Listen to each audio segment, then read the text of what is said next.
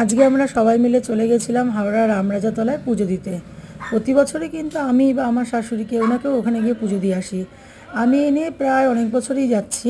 গেল বছর আমি বেশ দেবীর বাড়িতে ছিলাম, আর দেবীর বাড়ি থেকে তো রামরাজাতলা অনেকটাই সামনে, ওই জন্য আমরা গিয়ে পুজো দিয়েছি। আর আজকে আমরা সপরিবারে চলে গেছিলাম, আমার শাশুড়ি মা, আমি, কর্তামশাই আর আমার মেয়ে।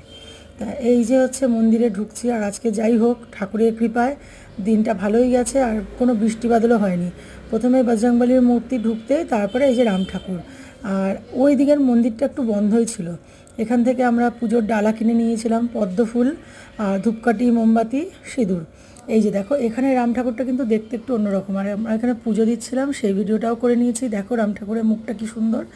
আর শ্রাবণ মাসের শেষ রবিবার কিন্তু এটা বিসর্জন, মানে এই ঠাকুর বিসর্জন হয়। বিসর্জনে যেতে পারিনি। এই আর একটা নতুন ঠাকুরেরই, এটা হচ্ছে শ্রীকৃষ্ণের, মানে নারায়ণের যে বামন অবতার সেই। আর এই পাশেও কিন্তু পুজোর ডালা রয়েছে, মানে ফুলের ডালা রয়েছে, এখান থেকেও মানুষ ফুল কিনছে। এখানে পুজো দিয়ে আমি চলে গেছিলাম বজরংবলীর মন্দিরে পুজো দিতে। মেন হচ্ছে ওনার হাতে কলা দিয়ে দেয় আর কি, কলা দিয়েই পুজোটা দেয়। যাই হোক, সারা দিনটা কিন্তু খুব খুব ভালো কেটেছে আমার।